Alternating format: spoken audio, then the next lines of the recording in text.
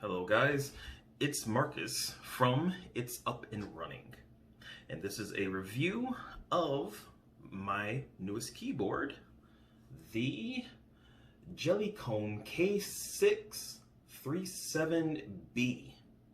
Alright. This keyboard is on sale on Amazon for about $30.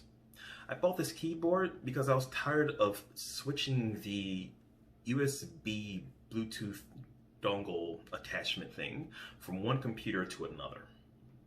So before I jump into this review, I would like to mention something else that I also found kind of interesting about this keyboard when I went to purchase it, which is its name on Amazon. So currently, the name on Amazon is a word salad. I'm going to give you the word salad. I hope you like it. Multi-device Bluetooth keyboard, Jelly Comb dual mode, BT 4.2 plus 4.2 plus 2.4G rechargeable 2.4G wireless Bluetooth keyboard, switch to 3 devices for PC, laptop, MacBook, iOS, Android, Windows - Black. Now, I completely understand that they do that for searchability reasons. That way they can search, well, people can search for like their product and find it easier on Amazon, but come on, that's just all the words. But anyway, back to the review. So, I'm going to do this review in a 3-2-1 format. So I'm going to give you 3 good things and 3 bad things about the keyboard. I'm going to do a 2, which is, no, I'm not going to do a number 2, I'm just going to do a 2. But the 2 is a comparison between this keyboard and another one that's very similar. And then 1 is going to be a verdict. So, let's get it started. So, on to the pros. Alright, this keyboard, it is great because of its ability to switch between USB and Bluetooth actually on the keyboard. So, if you have a look right up here in the corner, you have these buttons, and these buttons, I think it's those buttons, yeah, those buttons, they actually allow you to switch between the different source that you want to use. So, in my use case, I have a laptop that has Bluetooth, but I have a gaming PC that does not have Bluetooth. So I keep the USB dongle plugged into the gaming PC, and I use Bluetooth on my laptop. So therefore, I don't have to worry about switching the dongle between gaming computer and laptop every time I want to use it. So it's just way more convenient. Pro number 2 is that it is the keys are quiet and responsive. So the keys are very quiet, which is the main reason that I wanted this. I do work in tech, and every now and then I have to meet with a client. And if they hear me typing on my keyboard, then they get kind of weirded out, and like they think like, hey, like, what's that sound? And I'm like, it's my keyboard. And then they're like, oh man, you must be one of those, cool computer people with a $300 keyboard. And I'm like, no, my keyboard's just really loud. Sorry. But to avoid that whole conversation, now I just use this keyboard, which is actually pretty quiet.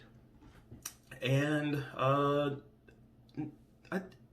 would say pro number 3 is going to be the price. This was only $30. And the best thing about this is that it wasn't the most expensive, and it very much wasn't the cheapest on Amazon, but you definitely get the quality that you pay for $30. It's not perfect, but at the same time, you do get a very reliable and a very easy to set up keyboard. All right, now on to the 3 cons.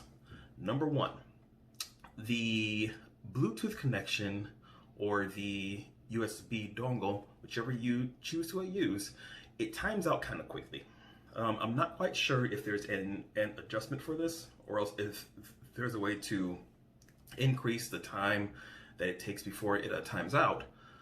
But it times out in, I would say, probably about 30 seconds. So if you don't touch a key for about 30 seconds, the keyboard doesn't, I guess you could say, respond to your initial key that you press. So, for example, if I am typing something and then I do not press a key for about 30 seconds, and then I'm like, oh, that's what I want to type, and I start typing, then on the screen, it'll pick up pretty much everything except for like the first 2 or 3 keystrokes. So the first word, it'll either be missing or else there'll be a partial word there. So it's almost like when waking up the keyboard that it does not register the initial keystrokes. So that's going to be one big thing. 2, Bluetooth interference.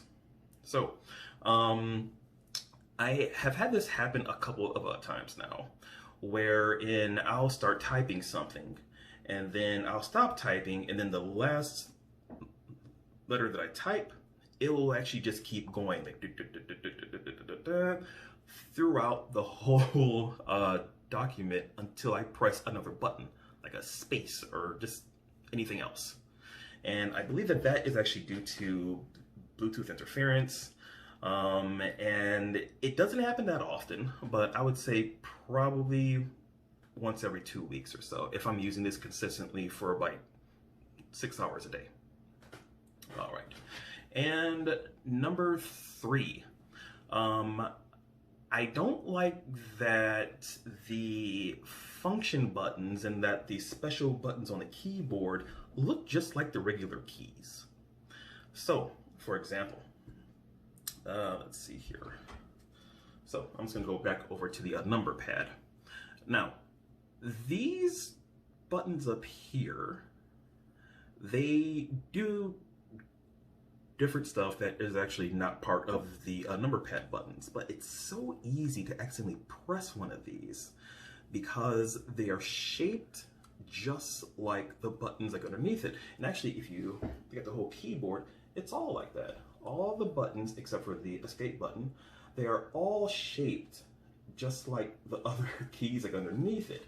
And this is a multimedia keyboard, so what winds up happening is that you accidentally press a button because it's shaped, or else if you are like a feel kind of typing person, because it feels just like the other buttons that you're meaning to press. So I would really like it if these buttons were a little bit different shaped, or else if they had like a different texture on them, that way you kind of knew, you know, that you're pressing a special button, not a button that's part of the regular keyboard, I guess you could say.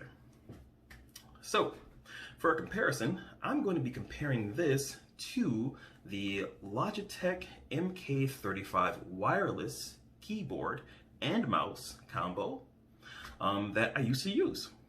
So, with that keyboard was actually pretty good quality too. It's just that the keys got a little bit loud. That was a monster of a keyboard. It was a big keyboard. So it had a much bigger footprint on my desk than this keyboard. That one was about $50 back when I bought it. Now, keep in mind that it does come with a mouse. The mouse actually broke, I'd say, about a year after I'm using it, which was kind of interesting too. And with that one, you could not switch between Bluetooth and USB. You were stuck only using the USB dongle. The good thing about that keyboard is that you didn't have to worry about the interference problem. 2, you didn't have to worry about accidentally pressing the wrong keys because the keys were actually different shaped. And 3, it was actually coming from a better known brand, which is Logitech.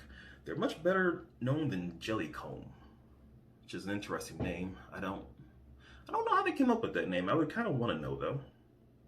Either way, both of these products are easy to set up. Both of them actually have good feeling keys, and both of them are worth their price. Now, on to the last thing, the verdict. So, who is this product for? This is for people that have two computers, but want to use one keyboard without having to move a USB Bluetooth adapter between the two. Outside of the unresponsive keys every now and then, or else the Bluetooth weirdness with like the repeating character, I would highly recommend buying this keyboard. I mean, this is a great keyboard. It's quiet, it's pretty good quality, it's rechargeable, got the little recharge port here. And I've been using this for, like I said, like the past like 3 months or so, and I have not had to recharge this thing once yet. And I type on it Monday through Friday, almost all day, and it's very good quality. So that's my recommendation, is to buy it. All right, cool. Well, if you have any questions, or else if you have any comments, this is my first YouTube review. Hopefully I can make some more, and actually I can get way better at this. But for now, leave comments or questions or whatever in the comment section, and then I'll try to get to them. All right. This is Marcus from It's Up and Running, and I'm out. Bye-bye.